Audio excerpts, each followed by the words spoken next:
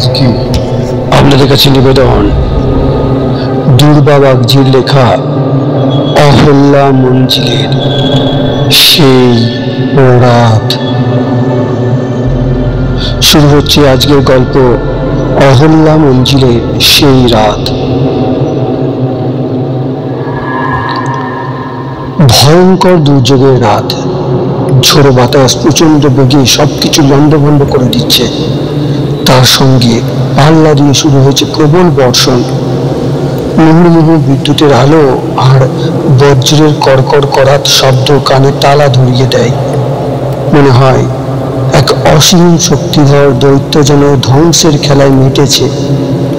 রূপসী পৃথিবীকে ভেঙে চুরে ভাসিয়ে শেষ না করে যেন তার তৃপ্তি হবে না।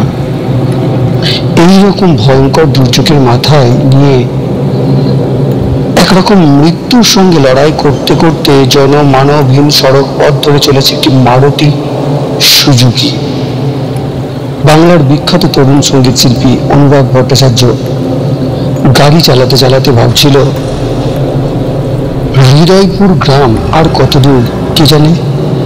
ডাকবাংলোর চৌকিদার বলেছিল গাড়িতে 15-20 মিনিটের মধ্যে গ্রামে পৌঁছে যাবেন, আর সেখানে গেলে কোনো না কোনো বাড়িতে ঠিক আশ্রয় মিলবে। কোনো মতেই ডাকবাংলোতে আশ্রয় না পেয়ে সেই ভরসাতেই এদিকে আসা অনুরাগের। কিন্তু প্রায় আধ ঘন্টা হতে চলল, কোনো ঘর বাড়ি তো নজরে এলোই না। তবে কি পথ ভুল করলো? হতেই পারে।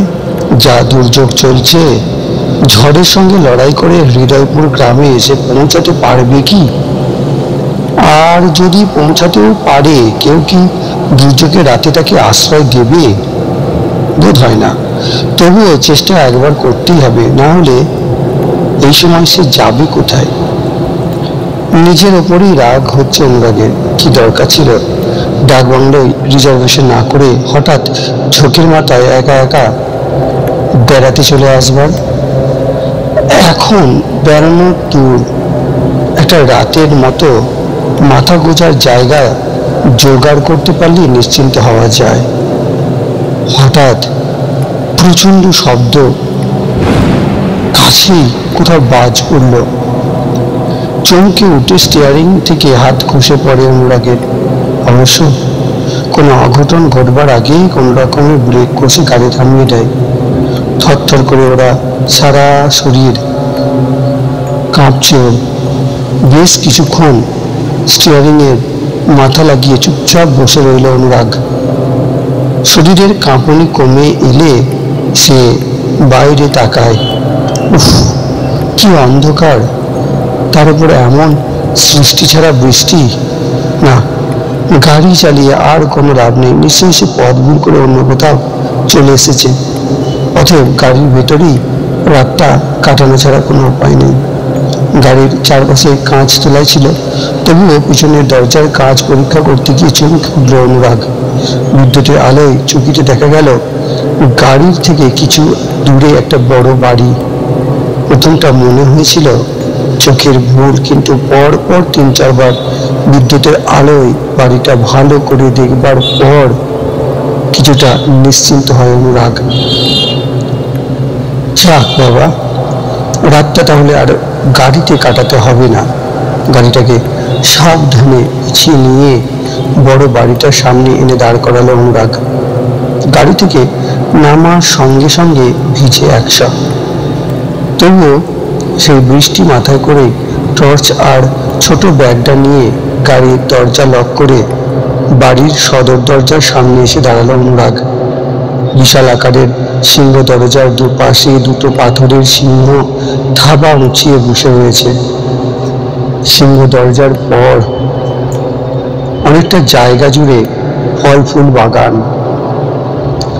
বাগানের পর বিশাল প্রসাদ তুল্য বাড়িটা অন্ধকারে যতটা পারা যায় দেখবার চেষ্টা করলো অনুরাগ। আর তখনই ওর চোখে পড়ল সিংহ দরজার গায়ের শ্বেত পাথরের ফলকে লেখা ছিল অহল্যা মঞ্জিল।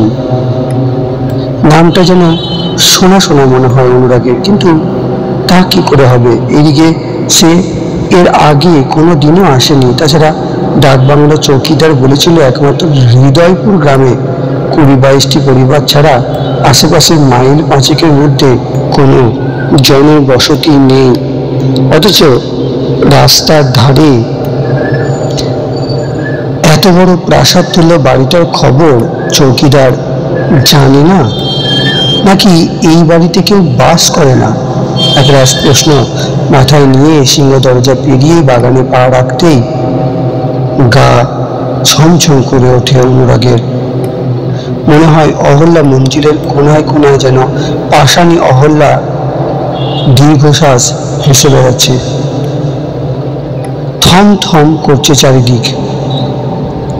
এদিকে ঝড়ের দাপট কমে এলো, বৃষ্টি সমানেই চলছে। ভিতরে যাবে কি যাবে না ভাবতে ভাবতে অনুরাগ বাগানের নুড়ি বিছানো পথ ধরে গাড়ি বারান্দার তলায় গিয়ে দাঁড়ায়। চারপাশে আবারও ভালো করে দেখে, না, জনপ্রাণীর সাড়া নেই।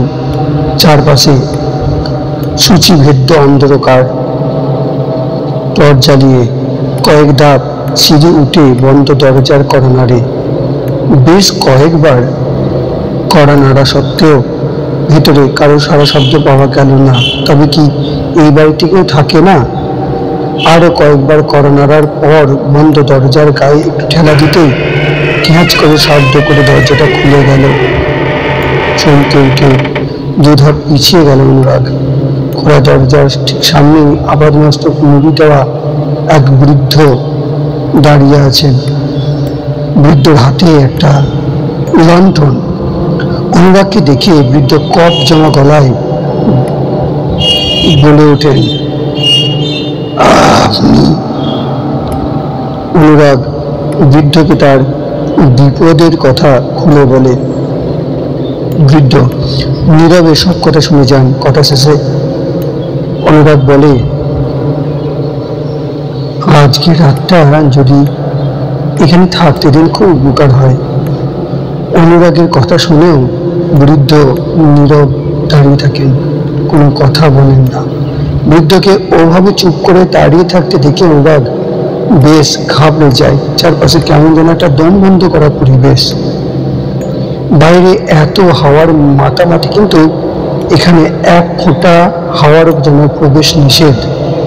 বৃদ্ধের হাতের লণ্ঠনটা চিমনিতে এত কালি যে তা ভেদ করে সামান্য যেটুকু আলো বাইরে বার হতে পারছে, তাতে আলো হাওয়া তো দূরের কথা, অন্ধকারে যেন আরো ঘনীভূত হয়েছে। অনুরাগ একবার ভাবে ফিরে গিয়ে গাড়িতেই রাতটা কাটানো যাক। আবার ভাবে যখন এসেই পড়েছে তখন আর একবার না হয় চেষ্টা করা যাক। হয়তো বৃদ্ধ কানে ঠিক মতো শুনতে পান না। এবার বেশ উঁচু গলায় বৃদ্ধকে বলে, এখানে আজকের একটা থাকা যাবে? বৃদ্ধ মাথা নেড়ে খড়খড়ে গলায় বলেন, না। তাহলে আমি কি ফিরে যাব? এখানে বাইরে কোনো লোক থাকলে অহল্যাবাইয়ের অসুবিধা হয়।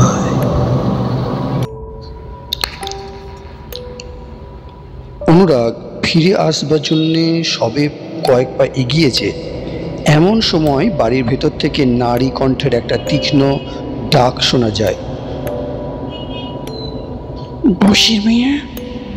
ডাক শুনে বৃদ্ধ তাড়া খাওয়া জন্তুর মতো ছুটে ভেতরে চলে যান। পরক্ষণেই ফিরে এসে বলেন, আসুন, ভেতরে আসুন। বশির মিয়ার সঙ্গে ভেতরে প্রবেশ করে কেমন যেন গা ভারী হয়ে আসে অনুরাগের। সুন্দর করে সাজানো প্রকাণ্ড হলঘরের ভিতর দিয়ে শ্বেত পাথরের চওড়া সিঁড়ি দোতলায় উঠে গেছে। বশির মিয়াকে অনুসরণ করে দোতলার সিঁড়িতে পা রাখবার আগেই হলঘরের ডান দিকটা একটা ঘর থেকে চমকালো সালোয়ার কুর্তা পরা একজন মহিলা ও এক ভদ্রলোক অনুরাগের সামনে এসে দাঁড়ান। মহিলার সাজসজ্জা ও অলংকারের জৌলুস দেখে অনুরাগ বুঝতে পারে উনি এই বাড়ির মালকিন। তাই কোনো প্রশ্ন করার আগেই নিজের বিপদের কথা বলে। ভদ্রমহিলা ও ভদ্রলোক নীরবে সব কথা শোনেন। তারপর ভদ্রমহিলা বলেন, আপনি আমাদের বাড়িতে এসেছেন, সেজন্য আমরা আনন্দিত। তবে এত রাত্রে হঠাৎ করে আপনি এসেছেন, তাই অতিথির যোগ্য সেবা হয়তো আমরা করতে পারবো না। না না না না না, এসব আপনি কি বলছেন? এই রকম দুর্যোগের রাতে আপনারা যে আমাকে আশ্রয় দিয়েছেন তাই যথেষ্ট। আপনি কিছু খাবেন? না না, আমি ডাক বাংলোর চৌকিদারকে টাকা দিয়ে কিছু খাবার আনিয়ে খেয়েই বেরিয়েছি। এখন একটু ঘুমোতে পারলেই হয়। ঠিক আছে, বসির, ওকে উপরে নিয়ে যাও। আপনার কোনো কিছু দরকার পড়লে বসিরকে ডাকবেন। আমি তাহলে উপরে যাচ্ছি। শুভরাত্রি। মহিলাটি প্রত্যুত্তরে শুভরাত্রি বললেও তার সঙ্গের ভদ্রলোক কোনো কথা না বলে নিঃশব্দে হাসলেন। ভদ্রলোকের মুখের হাসি দেখে আবার চমকে উঠল অনুরাগ। মেরুদণ্ড বেয়ে যেন একটা ঠান্ডা স্রোত নেমে গেল। ভদ্রলোকের সাদা ঝকঝকে দাঁতের পাটির ভেতর থেকে দুটো বড় বড় দাঁত দেখা গেল। অবশ্য সেটা অনুরাগ মাত্র এক ঝলকই দেখতে পেল। এই বিষয়ে বেশি কিছু চিন্তা করবার আগেই পেছন থেকে বসির ডাকলেন, আসুন। মোহগ্রস্তের মতো বসির মিয়ার পিছন পিছন উপরে উঠে গেল অনুরাগ। দোতলার সিঁড়ির মুখ থেকে দুটো বারান্দা উত্তর ও দক্ষিণ দুই দিকে চলে গেছে। বসির মিয়াকে অনুসরণ করে দক্ষিণের বারান্দা দিয়ে কোণের দিকে একটি ঘরে প্রবেশ করল অনুরাগ। এই ঘরে বেশ বড় একটা কেরোসিন ল্যাম্প ঝলায়। চারপাশ বেশ পরিষ্কার নজরে আসে অনুরাগের। সুন্দর করে সাজানো ঘর। ঘরের ঠিক মাঝখানে উঁচু পুরোনো আমলের বিশাল পালঙ্কের ওপর ধবধবে বিছানা পাতা। ঘরের সব আসবাবপত্র খুব দামি এবং সুন্দর করে সাজানো। Attached bathroom. সবকিছু ঝকঝকে পরিষ্কার। মনে মনে গৃহস্বামীর রুচির প্রশংসা করে অনুরাগ। বশির মিয়া বলেন, আমি আপনার খাবার জল নিয়ে আসছি। বশির মিয়া চলে গেলে অনুরাগ তার ওয়াটারপ্রুফ ব্যাগ থেকে পাঞ্জাবি বার করে ভিজে পোশাক পাল্টে নিল। তারপর বাথরুম থেকে হাত মুখ ধুয়ে ঘরে এসে বশির মিয়ার রেখে যাওয়া জল খেয়ে শুয়ে পড়ল। বাইরে এখনো বেশ বৃষ্টি পড়ছে। ঘরে শুয়ে সে শব্দ শুনতে শুনতে একসময় তার কণ্ঠে বেজে ওঠে সঙ্গীতের সুর। বেশ কিছুক্ষণ রাগ সঙ্গীতের সরোবরে সন্তরণ করার পর হঠাৎ গান বন্ধ করে অনুরাগ একরকম লাফ দিয়েই খাট থেকে নেমে পড়ে। ঘরের দরজায় কে যেন ঠক ঠক করে টোকা দিচ্ছে আর বলছে, দরজা খোলো, দরজা খোলো। সারা ঘর ভেসে বেড়াচ্ছে একটি মিষ্টি ফুলের গন্ধ। গান বন্ধ করার সঙ্গে সঙ্গে দরজায় টোকা বন্ধ হয়ে যায়। পর মুহূর্তে ঝুমঝুম নুপুরের শব্দ তুলে কে যেন বারান্দা দিয়ে হাঁটতে শুরু করে। ফুলের মিষ্টি গন্ধটাও যেন একটু একটু করে দূরে সরে যেতে থাকে। কৌতূহলী হয়ে অনুরাগ দরজা খুলে পর্দা সরিয়ে বাইরে উঁকিয়ে দেয়। বারান্দায় ঘুটঘুটে অন্ধকারে কিছুই নজরে আসে না। নুপুরের শব্দটা তখন বারান্দায় অনেক দিকে সরে গেছে। একটা দীর্ঘশ্বাস ফেলে ঘরের দরজা ভেজিয়ে খাটে এসে বসবার সঙ্গে সঙ্গে ঘরে এসে প্রবেশ করেন বশির মিয়া ও একতলায় দেখা সেই ভদ্রলোক ভদ্রমহিলা। শেষ হলো আজকের দ্বিতীয় পর্ব। ধন্যবাদ।